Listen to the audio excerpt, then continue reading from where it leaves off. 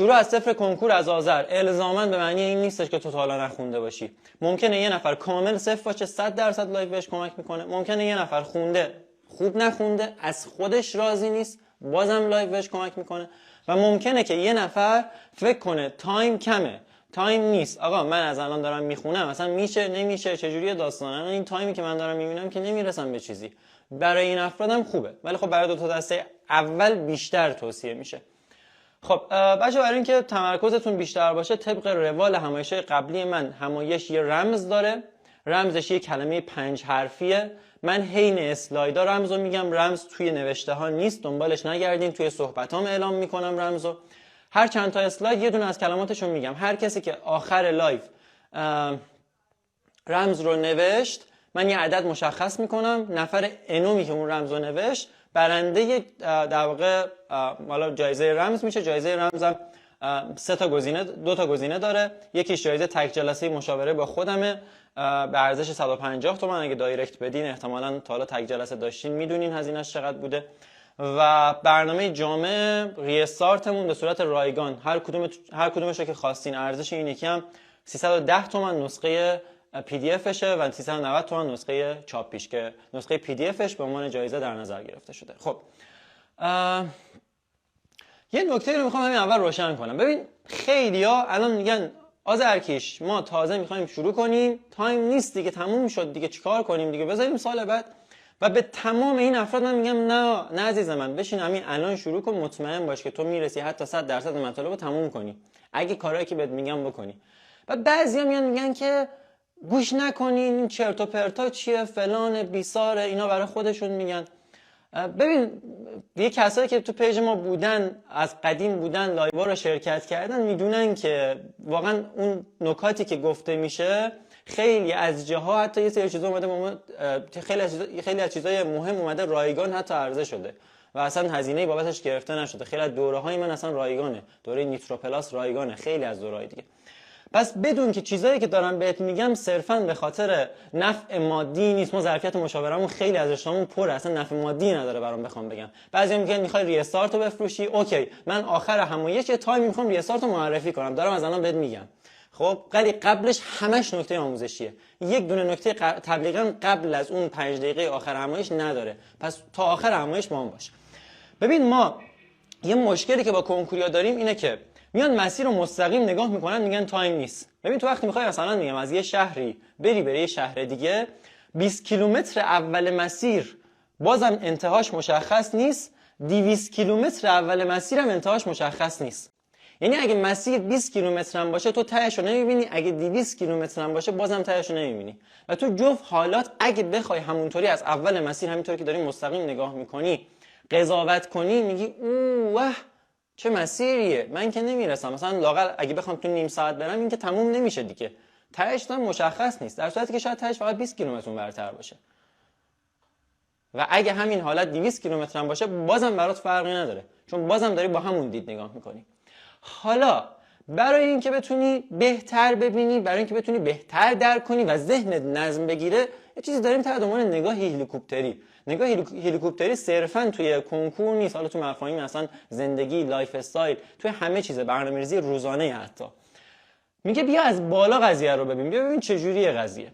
ببین الان کنکوریایی که شروع نکردن ذهنا به هم ریخته، اعصابا خورد، چون به هر حال تایم از دست دادن تا الان، استرس داره باعث میشه بازم کاری نکنن و این کاری نکردن دوباره باعث میشه باز دوباره استرسشون بیشتر بشه، چون تایم بیشتری میگذره و بازم کاری نکردن. ولی وقتی یه بار بیای بهش نظم بدی، شروع کنی، مدام میبینی روند داره بهتر میشه. برای نظم دادن نگاه هلیکوپتری خیلی عالیه. من میخوام تو این همایش فقط با نگاه هلیکوپتری نظم بدم به ذهناتون. خب بریم با هم ببینیم چیکار کنیم. از شنبه 13 آذر، امروز پنجشنبه است دیگه، 11 آذر، 2 روز بعد شنبه، پس فردا. از شنبه هم هست که هیچ بهانه‌ای نداشته باشه، یعنی کسی میخواد آقا فردا هم استراحت کنه. از شنبه 13 آذر 30 هفته فیکس تا خود کنکور سراسری تایم داری. 30 هفته تمام، دقیقاً از این شنبه تا اون جمعه که قرار کنکورش باشه. خب میخوام ببینیم این 30 هفته رو چیکار کنیم. قبل از اینکه شروع کنم من یه حرف اول رمز رو بگم. حرف اول رمز 5 حرفیمون کلمه کاف هستش. حرفش فارسیه، مثل دفعات قبل انگلیسی نیست. خب اینو داشته باشین تا برسیم به حرفای بعدیش. این 30 هفته‌ایه که عملاً همش رو یه جا داری میبینی. ببین ما کلا 54 هفته داشتیم از اول تابستون. 24 هفتهش گذشته، 30 هفتهش مونده. این قرمزا اون هفتهایی که گذشته و سفیدایی که هنوز هستن هفتهایی که مونده. 30 هفته فوق العاده تایم خوبیه برای کسی که واقعا بخواد کاری بکنه.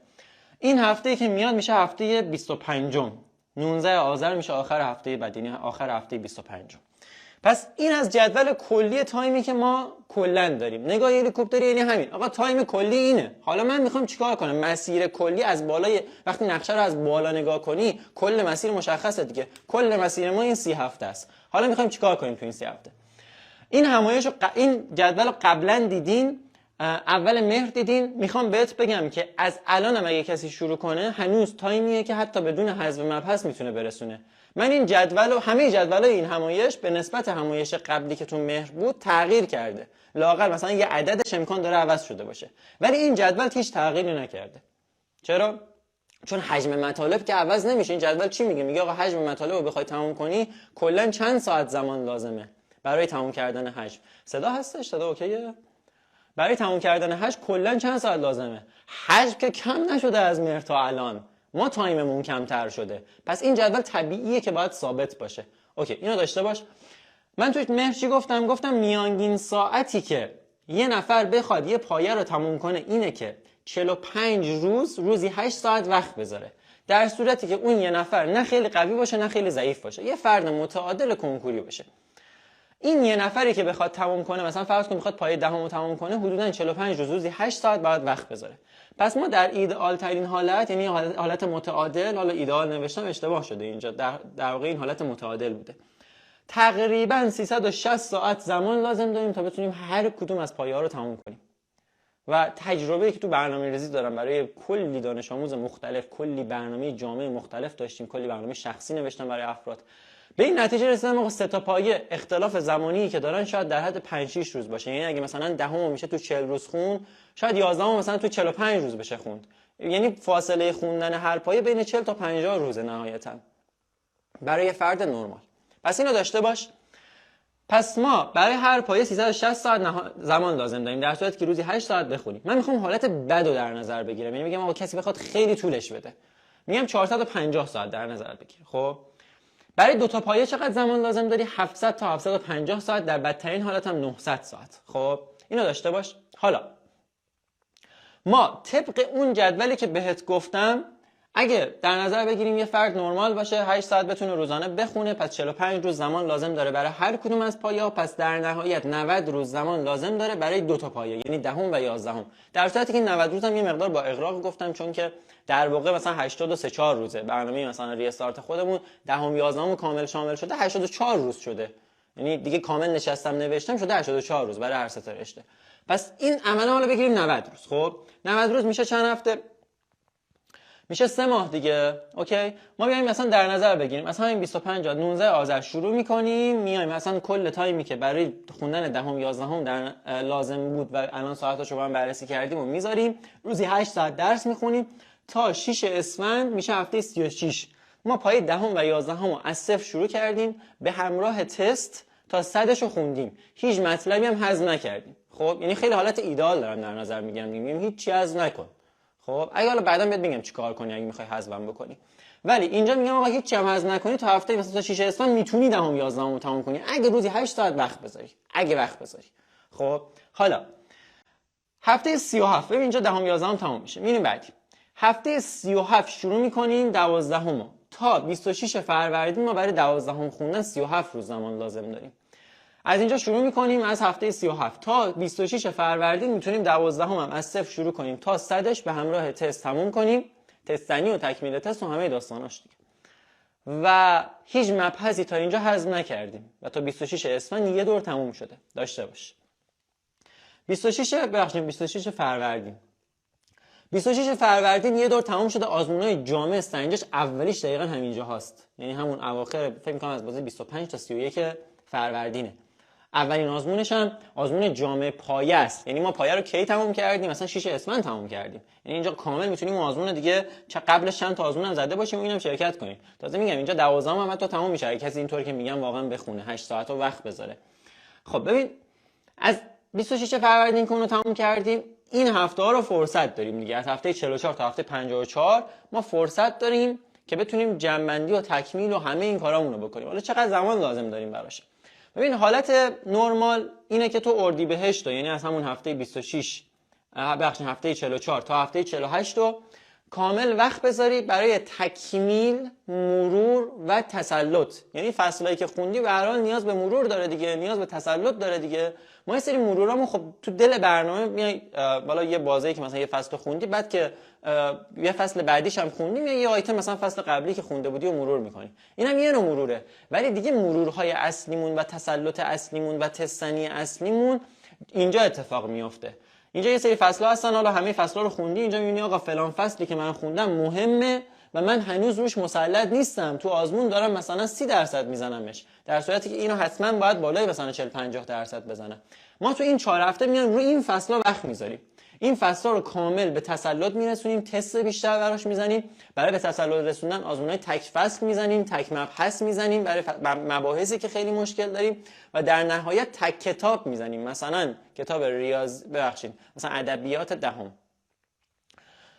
این کارا رو پس اینجا میکنیم. این قسمت خرداده، یه 4 هفته تو خرداد داریم که اینجا میایم چیکار میکنیم؟ آزمونای جامع کنکور رو شروع میکنیم به علاوه این مرورامون.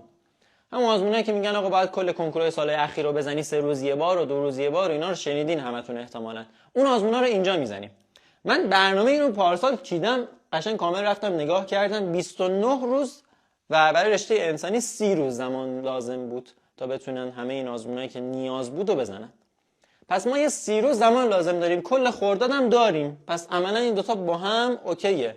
هر کسی هم زودتر شروع میکنه، مثلا دیگه نهایتا بچه‌ها از این یه هفته آخر اردیبهشت شروع میکنن با آزمون زدن. خیلی کمن کسایی که بخوان قبل از این شروع کنن. پس ما در ایدئال ترین حالت ممکن داریم به بقیه میرسیم و پیش میریم باهاشون. اینجا داریم کامل آزمونامون رو میزنیم. 2 هفته آخر میمونه. خب بحثش چیه؟ 2 هفته آخر طبیعتاً بحث تورق سریع دیگه، و 14 روز بهترین تایم برای تورقه، چون تورق خیلی زود شروع کنی بازم یادت میره، خیلی دیرم شروع کنی تمومش نمی‌کنی. و ایدئال ترین حالت ممکن هر سال برای تورق 14 روزه، بیشتر از این اصلا توصیه نمیشه. پس ما 14 روز آخر برای تورق سریعمون داریم و خلاص 10 تیر کنکور داشته باشه. این فقط دورنمای کلی مسیر بود، نگاه هلیکوپتری که بهت گفتم. من اومدم از بالا نگاه کردم، بهت گفتم آقا ادامه مسیرت چیه؟ تو داری از روبرو میبینی، داری آذر رو میبینی، میگی دی فلان بیسار امتحاناست. خب یعنی این مسیری که اینطوری میبینی همون قضیه است که گفتم تهش مشخص نیست، استرس میگیری، ذهنت بی‌نظم میشه، بعد هیچ کاری نمی‌کنی. من اومدم از بالا برات چیدمش. از بالا داشته باش، یکم فقط می‌خواستم اول نمایش نظم بگیره ذهنت. نظم رو گرفتی، بریم ادامه. خب تایم لازم ما برای هر سه تا پایه، همون محاسبات قبلی اومدم اینجا برای هر سه تا پایه لحاظ کردم. ما سه تا پایه رو بخوایم بخونیم حدوداً 140 روز 137 روز در واقع زمان لازم، حالا بگی 140 روز. یعنی اگه روزی 8 ساعت بخونیم 1000 رو نمیدونم با 137 فکر کنم حسابش کردم اینو، 1096 ساعت زمان لازم داریم تا بتونیم از صفر شروع کنیم تا 100 همه سه تا پایه رو بخونیم بدون حذف مبحث. و در بدترین حالت 1507 ساعت زمان لازم داریم. ما این تایم رو لازم داریم. چطور تایم رو بخریم برای خودمون؟ با ساعت مطالعه مناسب. بعضی میخوان از الان شروع کنن، میگن آذرکش من بیشتر از روزی 4 ساعت نمیتونم وقت بذارم. خب عزیز من، یا تو همه رو تموم نمی‌کنی یا مجبور میشه حذف مبحث کنی. اوکی، من نمیگم حذف مبحث مشکل داره ها، ولی میگم توقع تو پس نذار تموم کردن همش. اگه بخوای همش رو تموم کنی حداقل ساعت مطالعه لازم این هست، و تو اگه بخوای کمتر بخونی شاید همه تموم نشه.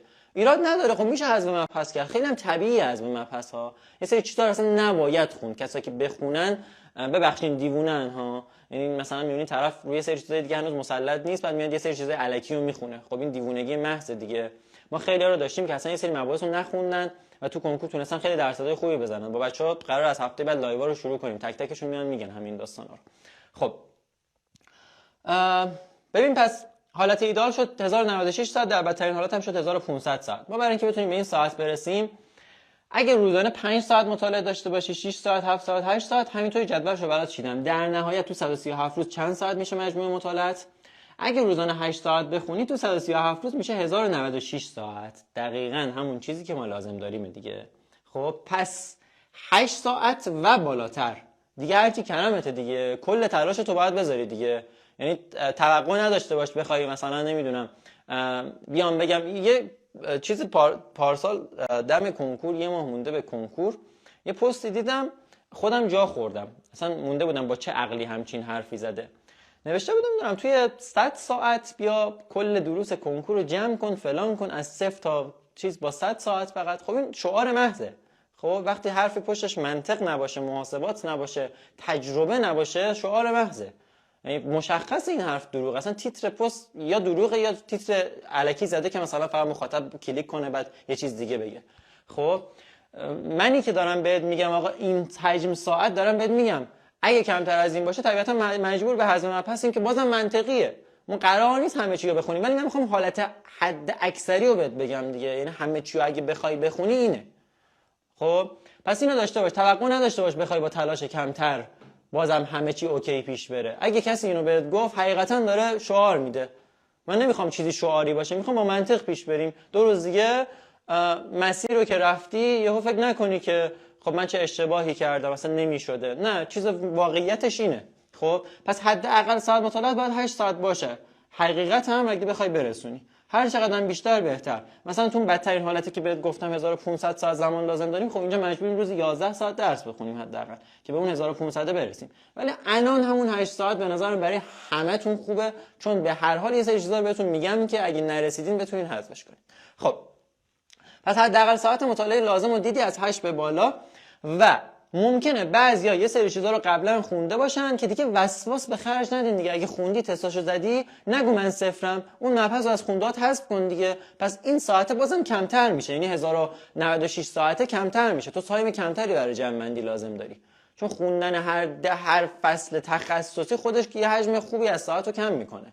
پس تو اگه فصل رو قبلا خوندی از اینم جلوتری. اینم از این. پس اگه کسی صفرم نیست اینجا دیگه یه مقدار جلو میفته. حالا اگه کسی صفرم هست بازم دیدی خیلی چیزی رو خیلی بغرنج نشده شرایط، الان هنوز اوکیه، یعنی میتونی اوکیش کنی خودت، بستگی به تو داره دیگه. خب همه اینا که بهت گفتم بدون حذف مبحث بود. حذف مبحث هم نداریم از الان، چون اصلا منطقی نیست. ببین اگه کسی بهت گفت از الان بیا فلان چیزو حذف کن، بدون اون دیوونه است. خب و اگه تو قبول کردی بدون تو دیوونه‌ای. خب چون تو داری به حرف یه آدم دیوونه که هیچی نمیدونه عمل میکنی. اصلا از الان حذف مبحث معنی نمیده. به جای حذف مبحث باید چیکار کرد؟ باید اولویت بندی کرد مباحث رو. حذف مبحث برای زمانیه که مثلا من خودم پارسال حذف کردم دیگه. اومدم 2 ماه به کنکور گفتم بچه‌ها توی 60 روز میشه 40% مباحث رو خوند. یعنی اونجا اومدیم آقا منطقی در نظر بگیریم، گفتیم مثلا تو 60 روز، بیشتر از 60 روز بود فکر کنم، یادم نیست، ولی برنامه کامبکمون یادم نیست دقیقاً چند روز بود تعداد روزش، بین 60 تا 90 روز بود تا جایی که یادمه. گفتم تو این تعداد روز ما حساب کردیم میشه 40% مباحث رو خوند. خب 40% آسان‌تر مباحث. یعنی اومدم حذف کردم دیگه، چون تایم نبود. وقتی تایم نیست و مجبوری حذف کنی. ولی الان بهت میگم مثلا حذف معنی نمیده. تو الان باید اولویت بندی کنی. اولویت‌ها رو میخونی، بعد تهش فوقش اینه که میبینی آقا نمیرسی، اون زمان اولویت‌های پایین‌تر رو حذف میکنی.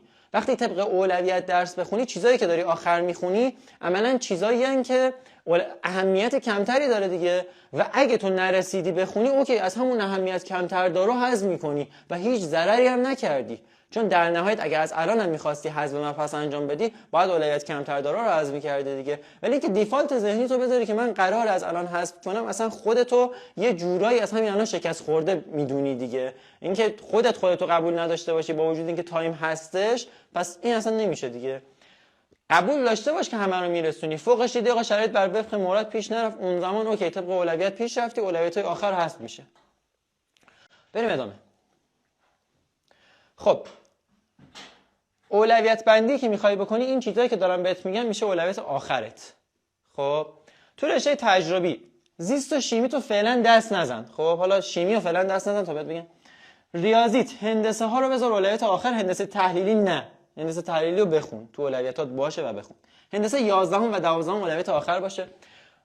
ترکیبات، شمارش و آمار و احتمال اولویت آخر باشه. تو فیزیک بین فشار یا گرما، چون خیلی در واقع پیش نیازی نیستن، میتونی یکیشو فعلا اولویت بذاری، چون بچه‌ها الان میخوان فیزیکو تمام کنن، میگن آقا کانون جلوه، دبیر جلوه، ما نمیرسیم. یکی از اینا رو اولویت بذار. بین جاری یا دینامیک هم میتونی یکیشو اولویت بذاری، اون یکی رو بذاری اولویت‌های آخر باشه، اگه رسیدی میخونی. توی زیست بچهای تجربی زیست و شیمی رو فعلا حذف نکنین، پیشنهاد خودم، چون میرسین همشو تموم کنین. ولی فعلا چون اولا حالا اصلا یه مبحث جداست و دوم اینکه فصلهای آخره خب بازم بهمون داره کمک میکنه، میتونی گیاهی‌ها رو کلا بذاری اولویت آخر فعلا. فصل 6 و 7 دهم و 8 و 9 11. فصل 7 و 8 12 هم خب بودجه کمتری داره، بازم خیلی پیش نیازی و ترکیبش کمتره با فصل‌های دیگه و اون دوتا هم میتونی بذاری اولویت آخر. خوبی همه این چند تا فصلی که دارم بهت میگم اینه که اول این 4 تا که جفتشون 4 تاشون گیاهی ان و دوم اینکه همه این فصلا فصلای آخر کتابن، یعنی قشنگ میتونی از اول شروع کنی و به اونجا که رسیدی حالا مثلا متوقف کنی بری 11 بخونی، بعد باز 11 به اون فصل رسیدی بری 12 شروع کنی و این فصلا بمون اولویت آخر. اینو داشته باش. پس تو رشته ریاضی اگه میخوای از ریاضی چیزی حذف کنی، من پیشنهادم از فصل هندسه گسسته است. مثلا تو گسسته خب ما فصل سنگین زیاد داریم، تو هندسه مثلا یه سری فصلای خاصش آسونه و یه سری فصلاش واقعا سنگینه. اون فصل سنگینای هندسه و گسسته رو حذف کن، از حسابان و ریاضی هر چه کمتر حذف کنی بهتره. خب فیزیک برای بچهای ریاضی هم بین فشار گرما یا ترمو، من بیشتر پیشنهادم بین فشار یا گرما یکیشو بذاری آخر. ترمو پارسال درست فصل سنگینیه ولی تعداد تست خوبی ازش پارسال اومد. حالا دیگه این در واقع بحث تسلط خودت هم هست، ببین رو کدوم یکیش بیشتر مسلطی که حذف نکنی. حذف منظورم نیست، اون اولویت آخر گذاشتنه فعلا. جاری یا دینامیک هم یکیشو ترجیحاً میتونی بذاری اولویت آخر بخونی. خب بچهای انسانی اگه میخوای تاریخ بخونی، بچهای 12می من پیشنهادم اینه که تاریخ خود 12 رو بخون، چون به هر حال مجبوری برای امتحانات بخونیش. و بقیه بچه‌ها مثلا بچهای پشت کنکوری میتونن تاریخ 11 رو بخونن که سبک‌تر باشه، چون ما در نهایت نمیخوایم همه تاریخ جغرافیا بخونیم، در حد 30-40% بخونی کافیه. ما رتبه 20 انسانی امسالمون فاطمه تقی‌پوریان که الان جزو مشاوره انسانی خودمون هم هست رتبه 20 منطقه 1 شده. همین امشب قبل لایو داشتم باهاش صحبت می‌کردم، میگه آذرکش من اصلا خودم تاریخ جغرافیا 27% زدم، رتبه 20 شده. لازم نداری تو در حد 30-40% تاریخ جغرافیا بزنی بسته. پس 12می خود 12 بخونن تو تاریخ، بقیه هم میتونن 11 بخونن. جغرافی 12می بازم 12 بخونن، یعنی یک پایه‌شو بخون که حداقل به اون 30-40% برسی دیگه. بقیه فارغ التحصیل پشت کنکوری ها میتونن جغرافی 10 بخونن. اینا هم اولویتمون نیست، اینا همه اولویت آخره که دارم بهت میگم. دارم میگم اینها رو بذار اولویت، اصلا کلا تاریخ جغرافی فعلا اولویت خوندنمون نیست، ولی خب اگه قراره چیزی هم خونده بشه اینایی که دارم بهت میگم.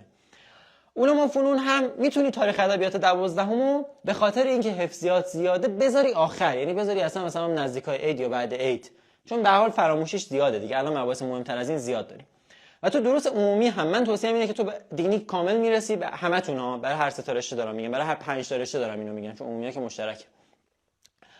به عربی کامل میرسی، به دینی کامل میرسی، به زبان کامل میتونی برسی.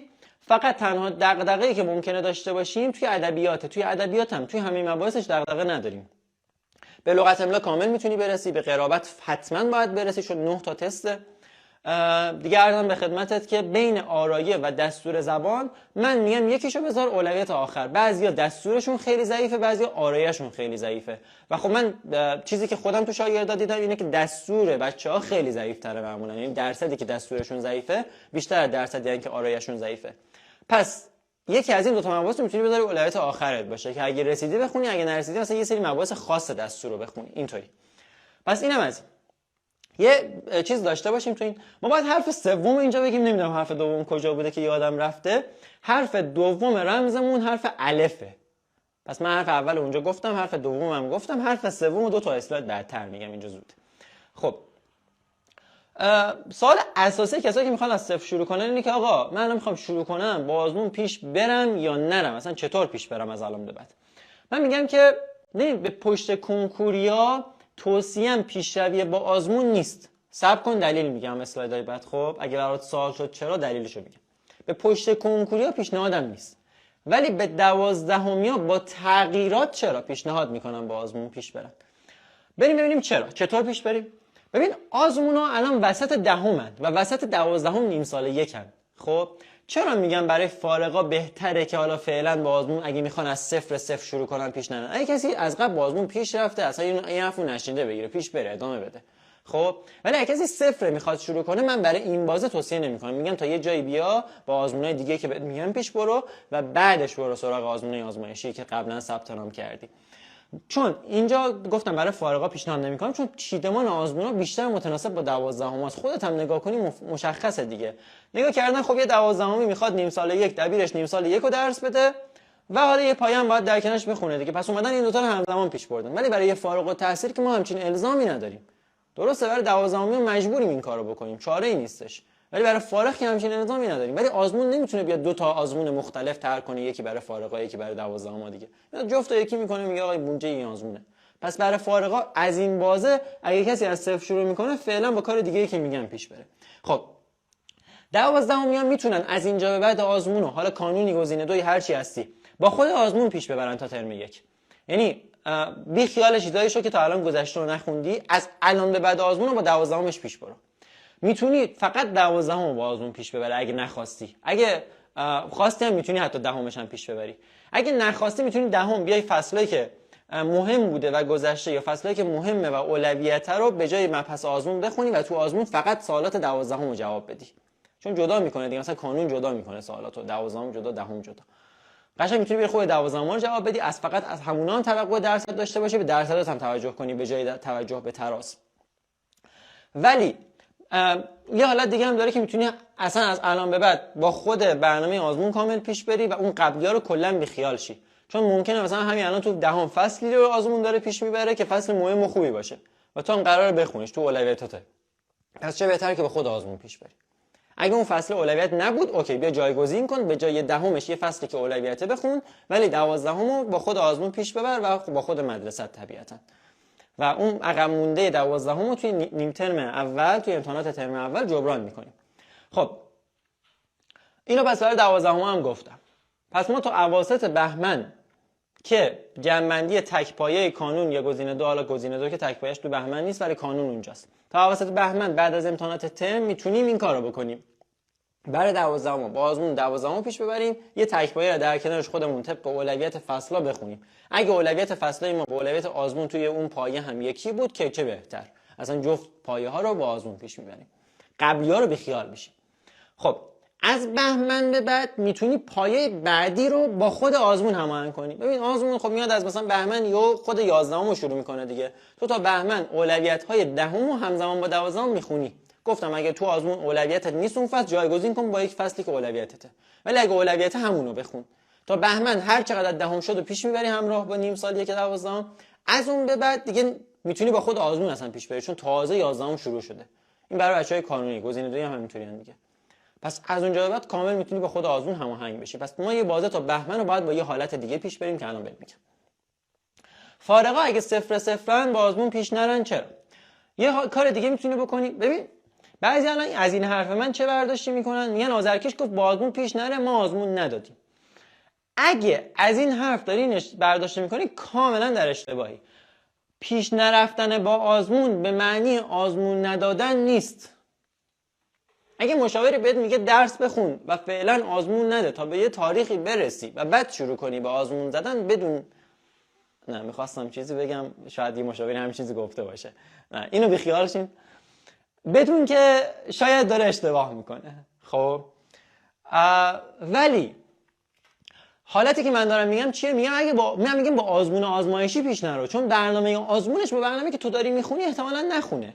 مثلا برای فارغا ممکن الان بخوام از صفر شروع کنن بعد یهو آزمون مثلا فصل نمیدونم یه فصلی باشه که اصلا اولویتشون نیست. اگه هستش اولویتت که خب با خود آزمون پیش برو، ولی اگه میبینی اولویتت نیست بیا این سم خودت فصلا رو تا یه حدی مثلا تا بهمن حداقل پیش ببر. و از این سم نمیگم آزمون آزمایشی رو نمیدی ولی آزمون میدی. آزمون چی میدی؟ از همون فصلایی که میخونی اولا تک فصل. اگه ریاضی تابع میخونی 2-3 تا آزمونای تابعی که تا الان توی آزمونای آزمایشی وجود داشته، مثلا اون آزمونی که کانون مبحثش تابع بوده میری دانلود میکنی آزموناشو میدی، بعد رفتی مثلثات خوندی و همین ترتیب آزمون اونو میدی. و مثلا میگم اومدی از هر فصلی از هر درسی یه فصلشو تموم کرده بودی، مثلا فیزیک دیگه فصل تموم شده بود، ریاضی دیگه فصل تموم شده بود، شیمی یه فصل تموم شده بود. حالا که به این حالت رسیدی میری آزمون اول کانون که همه فصل‌ها رو تموم کرده دانلود میکنی و میدی. یعنی ما به جای این که با خود برنامه فعلی آزمون پیش بریم از برنامه‌های قبلیش استفاده، از آزمون‌های قبلی که برگزار شده به عنوان نمونه سوال استفاده می‌کنیم و از خودمون آزمون می‌گیریم. اگه کسی از خودش آزمون نگیره مثل این میمونه که داری یه مسیری رو میری 2000 کیلومتر رو نمیدونی الان کجاشی، قراره به کجا برسی، چند کیلومتر اومدی، با سرعت چند تا اگه بری میتونی تمومش کنی. اگه اون تابلو نباشه چقدر گیج میشی تو جاده، چقدر سردرگم میشه، چقدر اعصابت خورد میشه. ولی همون تابلو رو که میبینی مثلا میگه آقا 200 تا تهران مونده، خوشحال میشی، میگه آقا خب پس ما اینقدر ساعت دیگه تهرانیم. یکی که آزمون نمیده این مشکل رو بعد از عید متوجه میشه. بعد از عید میشه یهو میبینه که من هنوز اصلا ادبیاتم یهو همه رو خونده، بعد یهو اومده آزمون داده، میبینه این همه خوندم ادبیات دارم 10% میزنم. ولی اینو اگه الان بفهمی، الان که داری یک فصل رو میخونی یا یک تابه میخونی بفهمی، میتونی تا آخر سال خیلی هوشمندانه تر عمل کنی. پس آزمون واجبه، آزمون دادن واجبه، ولی تو باید فعلا از آزمونایی که خود وجود داره از قبل و آزمونایی که حالا از سایتایی مثلا مونتا، لرنیتو اینا میتونی تهیه کنی استفاده کنی، سایت آزمون ساز، یا هم از همون آزمونای برگزار شده گزینه 2 کانون قلم گاج و آزمونایی که کلا وجود داره دیگه. اینم از این. پس ما با آزمون باید پیش بریم، ولی الزاما با آزمون آزمایشیایی که داره برگزار میشه قرار نیست پیش بریم. آزمونای تک فصل، تک درس و تک مبحث و تک پایه باید بگیری. اگه یه مبحث رو خوندی از همون باید تست بزنی. اگه یه فصل رو تموم کردی علاوه بر تستای کمک آموزشیت برو آزمونای همون فصل رو دانلود کن و بزن. اگه یک درس رو تموم کردی علاوه بر تستایی که تو کتاب کمک آموزشی زدی برو آزمونهای اون درس رو کلا دانلود کن و بزن و به همین ترتیب. خلاص. خب همه درس‌ها به یه حداقل فصل تمام شده که رسید، آزمون جامع گفتم از آزمونهای قبلی آزمایشی گفتم دیگه، مثلا میگه آقا از 4 تا درس اختصاصی هر 4 تاش تونستی فصل 1 رو تمام کنی. حالا میای چیکار میکنی؟ حالا میای یه آزمون جامعی که کانون اول سال برگزار کرده و همه اون 4 تا فصل توش بوده رو برگزار میکنی. من حرف سوم رمزو بگم. حرف سوممون حرف ی هستش. دو تاشو گفتم، اینم سومیش. حرف سوم پس حرف ی هستش. خب اشتباه بزرگی بچه‌هایی که از صفر شروع میکنن چیه؟ یکی از بزرگترین اشتباهاتی که باعث میشه به اون مقصد نرسن، انتخاب پیش نرفتن به آزمون و جداگانه هم آزمون ندادن. همین چیزی که گفتم بعضی از مشاوران ممکنه بگن و خب اشتباه تا حدودی، نمیدونم، شاید به هر حال یه نفر منطق خاصی داشته باشه برای شخص خاص همچین پیشنهادی کنه که درست باشه، ولی در کل برای شخص متعادلی که الان من شرایطی که توضیح دادم از صفر داره شروع میکنه این حالت اشتباه. اگه غیر از این یه حالت خاصی داشت چرا؟ شاید ممکن باشه درست باشه.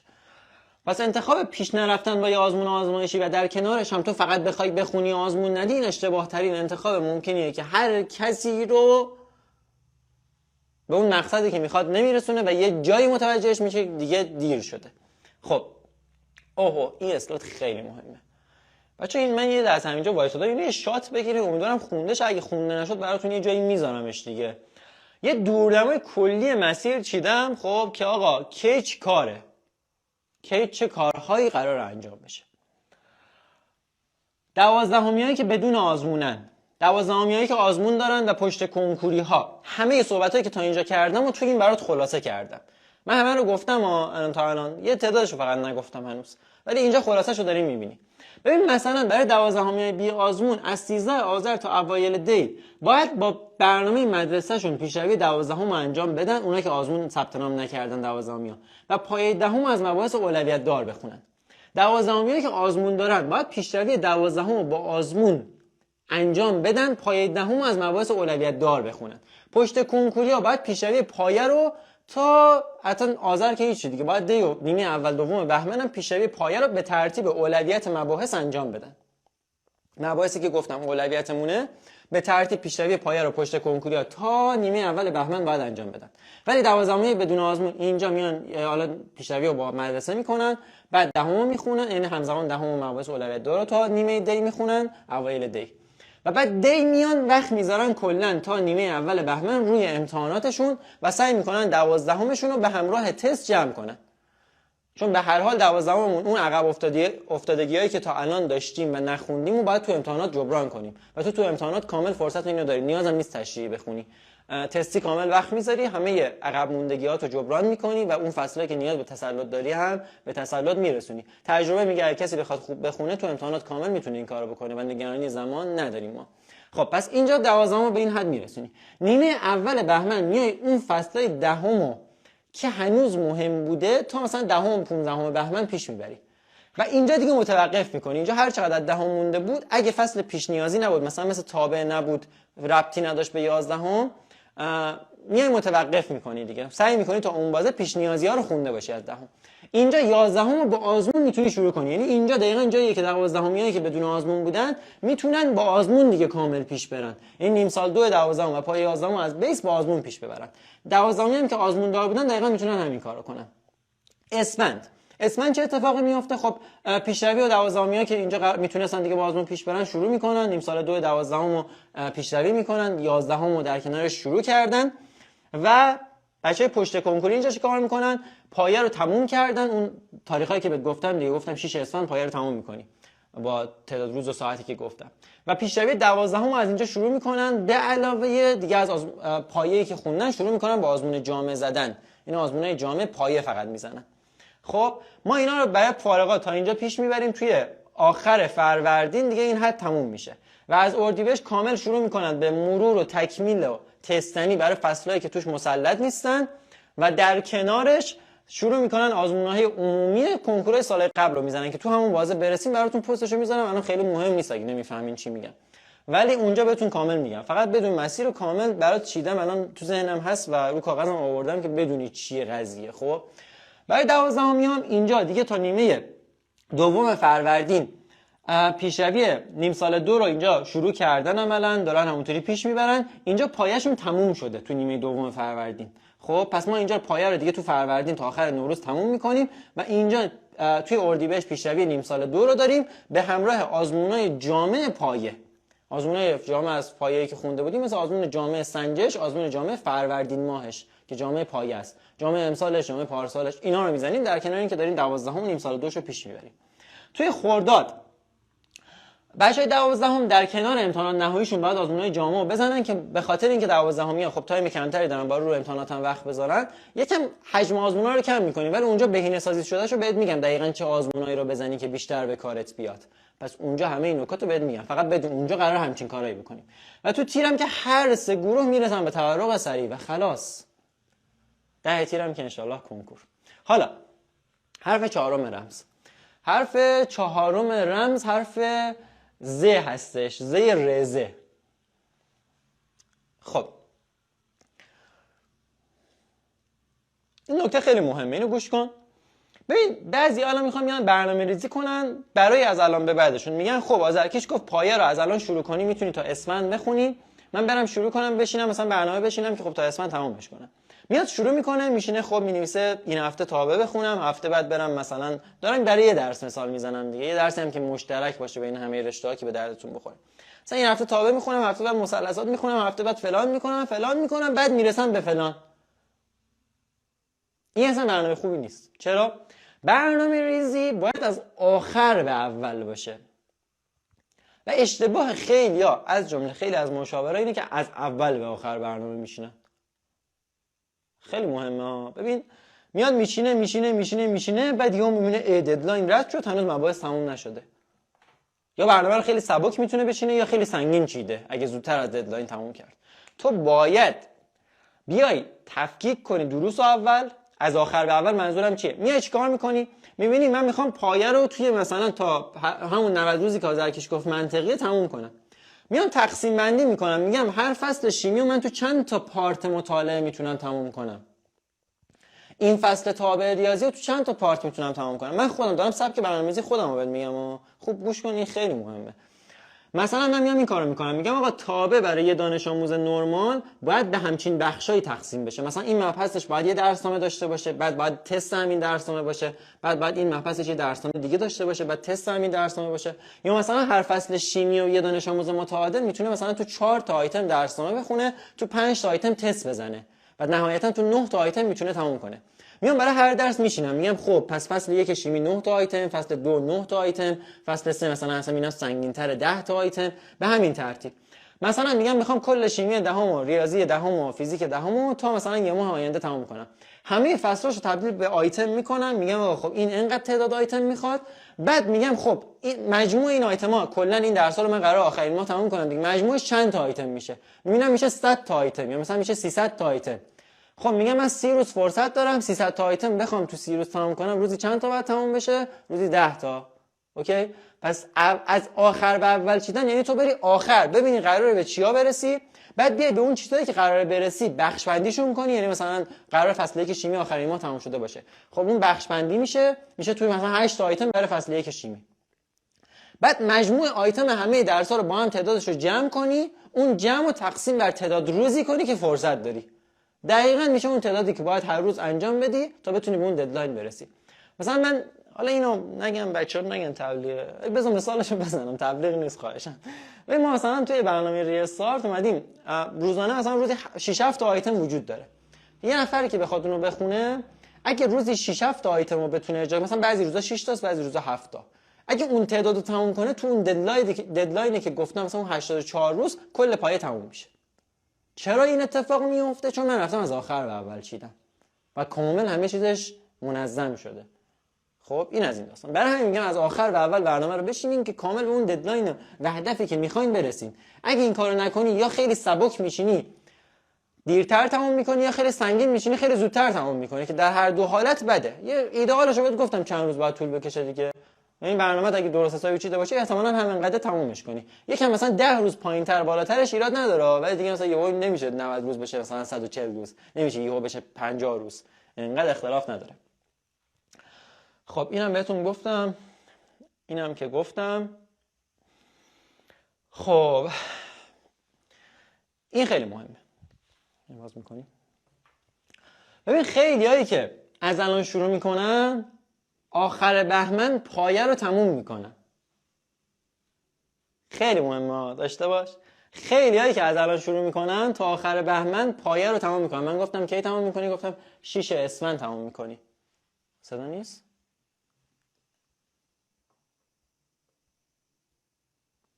آخه من اینجا خودم دارم و کامنت ها رو باز کنی یه لحظه. بچه صدا رو اگه دارین لطفا یه یک بزنین، ما اینجا به مشکل نقص فنی خوردیم. ببینم صدا رو دارین، من عذرخواهی میکنم ببخشید.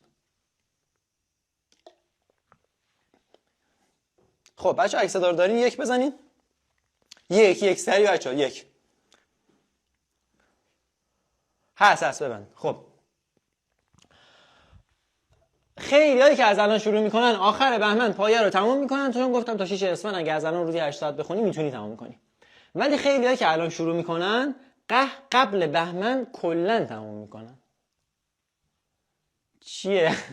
داستان چیه؟ ببین کسایی که معمولا این بازه شروع نمیکنن، کسایی که معمولا شروع از صفریان یه بازه جوا میزنن کلا. یعنی تو الان شروع میکنی انگیزه میگیری برم بتر کنم، شنبه همه رو دیگه میتر کنم، فلان میکنم، بهمن پایه رو جمع کردم، بعد یهو هفته بعد تمام یهو میبینی دیگه گذاشتی کنار کلا. اتفاقه برای خیلی میفته. منظور این دوتا جمله چیه؟ دارم میگم آقا کسی که از الان شروع کنه تداوم داشته باشه کاری که گفتم بکنه آخر بهمن کل پایه رو میتونه تمام کنه. اوایل اسفند دیگه، حالا من گفتم آخر بهمن قافیه‌اش یکیشه، ولی خیلیا کلا قبل از بهمن تموم شدن رفتن چون اصلا نمیرسن به اونجا. چرا؟ علت داره. علتش اینه که تصمیمات هیجانی میگیرن. حالا علت تصمیمات هیجانی چیه؟ ببین کسایی که از صفر الان دارن شروع میکنن یه استرس عجیبی دارن که دیر شده، فلان شده، بیسار شده. حالا مثلا تو این لایو میاد نگاه هلیکوپتری رو میبینه، استرسش کمتر میشه، ذهنش نظم میگیره، ولی باز میره تو خلوت خودش دوباره فکر میکنه، بعد میگه که نه این نمیشه فلان میشه. استرس بالا باعث چی میشه؟ باعث این میشه که تو هوش هیجانی تو نتونی مدیریت کنی و مدیریت نکردن هوش هیجانی یعنی اینکه تصمیمات هیجانی بگیری. مثلا میبینی رفیقت رفته برای شروع از صفرش یه کلاس ریاضی ثبت نام کرده که استاد قول داده که توی 30 روز کل ریاضی کنکور 0 تا 100 جمع کنه، تو هم سری میری ثبت نام میکنی. یه تصمیم هیجانی که خارج از برنامه‌ات بود، خارج از چیزی بود که نیاز داری دیگه. یهویی میذاری کنار یه تصمیم هیجانی دیگه. خیلیاتون این اتفاق قبلا براتون افتاده، مثلا ممکن تابستون شروع کردی بعد یهو شهریور گذاشتی کنار.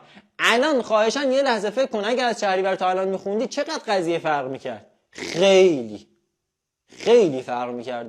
خب یعنی پس الان به این نتیجه میرسی اون تصمیم اون زمانت اشتباه بوده، هیجانی بوده، چون اون زمان فکر میکردی تایم از دست دادی، چون باید از تیر شروع میکردی، ولی بعد از چند ماه میبینی اوه چه تایمی بوده از دست دادی.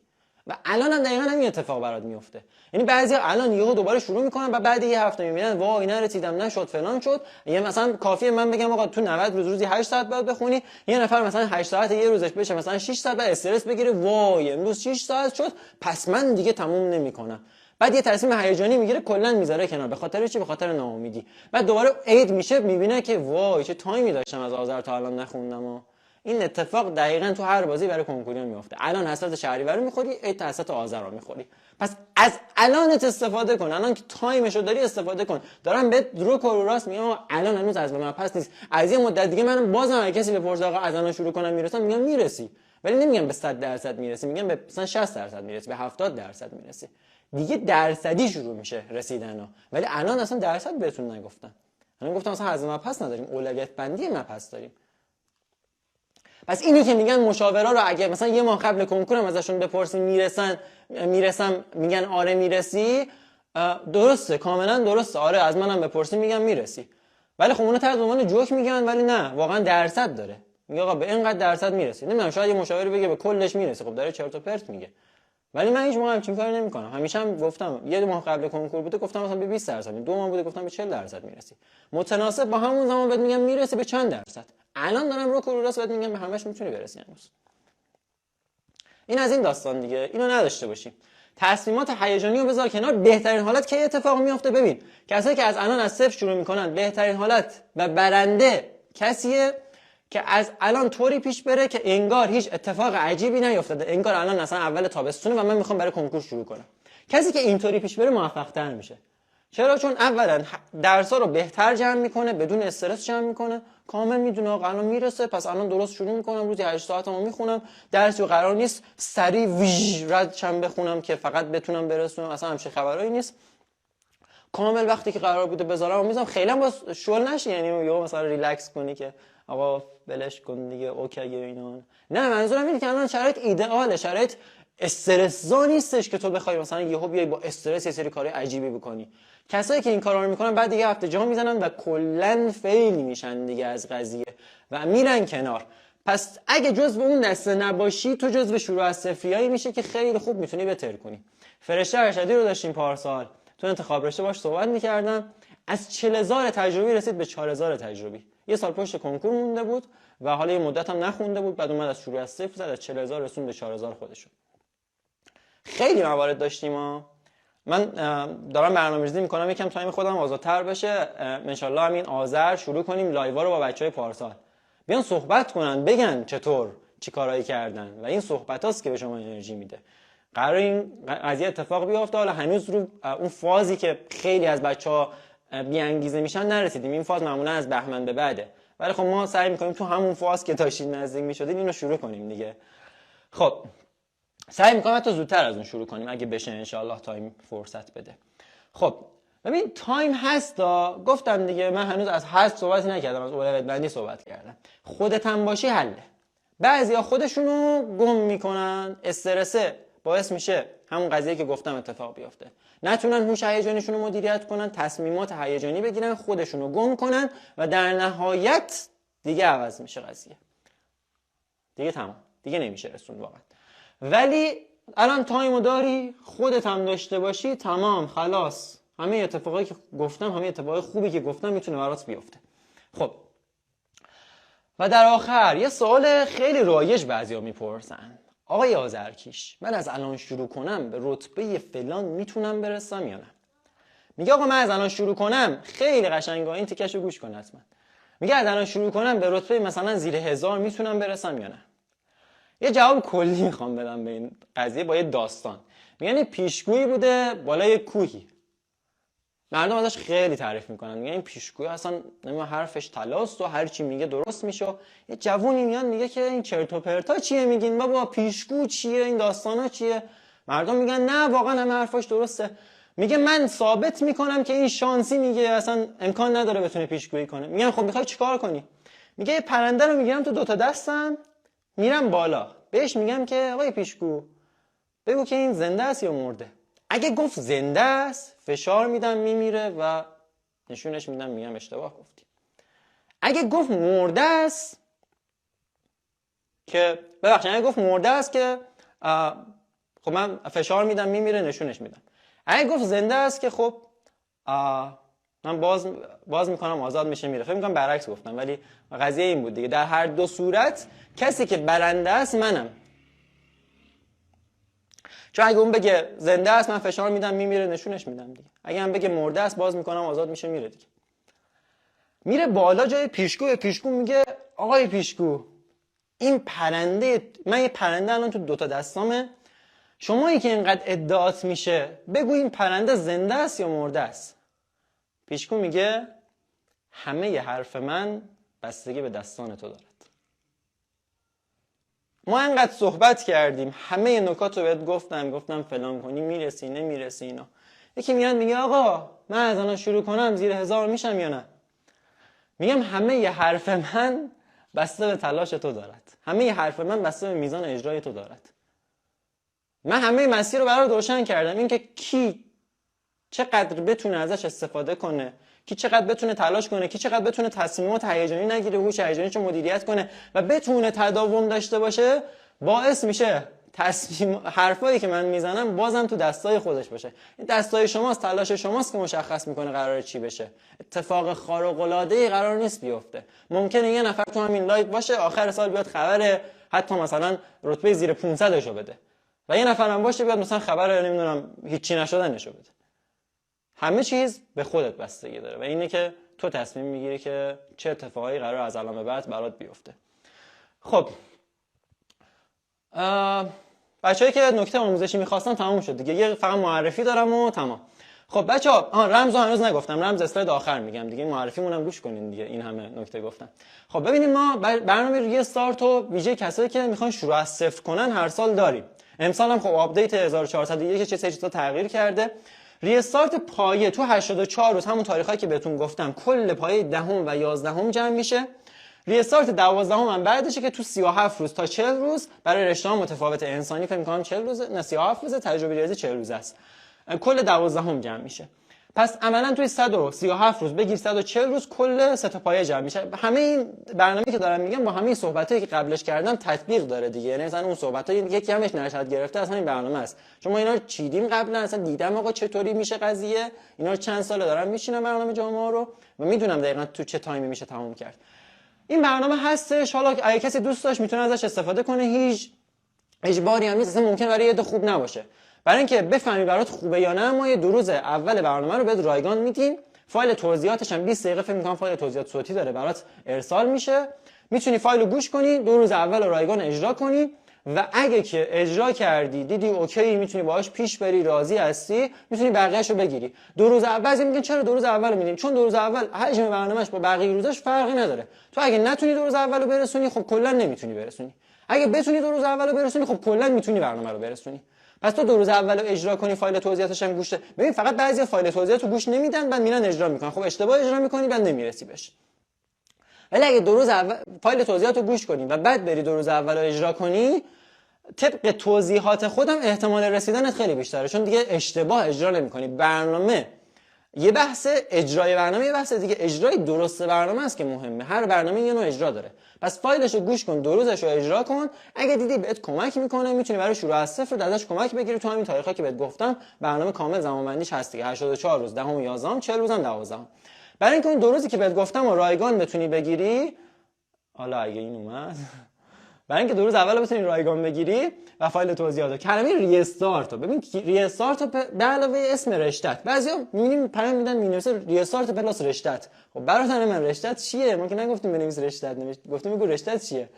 ریستارت به علاوه اسم رشتهت، ریستارت تجربی، ریستارت ریاضی، ریستارت انسانی. زبان هنر ریستارت نداره، فقط مشاور شخصی داریم برای زبان هنر. به آیدی تلگرام منشی HPMONSHIHP یا شماره واتساپ 0936 040 58 47 اینو میفرستی و برات فایل ارسال میشه. فقط لطفا با واتساپ تماس نگیرین، با تلگرام تماس نگیرین، با این شماره تماس نگیرین، فقط بفرستین. چون حجم پیام بالاست، منشی ما یکی یکی داره ارسال میکنه دیگه. ممکنه مثلا نیم ساعت بشه 1 ساعت، ولی در نهایت همه رو میفرسته. و شبایی که من میبینم شلوغه چند نفر همزمان در حال ارسالن. پس نگران نباش، برات ارسال میشه. تماس نگیرین، سرعت ارسال اتفاقا بالاتر میره.